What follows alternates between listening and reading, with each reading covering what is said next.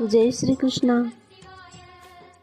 26 फरवरी महाशिवरात्रि को करिए ये मनोकामना पूर्ति उपाय। 5 सिक्के ले, सब पर लाल चंदन लगा ले। एक सिक्का गणेश जी के आगे रखे, एक सिक्का माँ पार्वती के समक्ष रखे, एक सिक्का कार्तिकेय जी के आगे रखे, एक सिक्का अशोक सुंदरी की जगह पर चढ़ा दे और एक सिक्का नंदी को अर्पण करे अपनी मनोकामना बोलते हुए। तो देखिए भोलेनाथ होंगे बड़े प्रसन्न और आपकी सभी इच्छा पूरी होगी।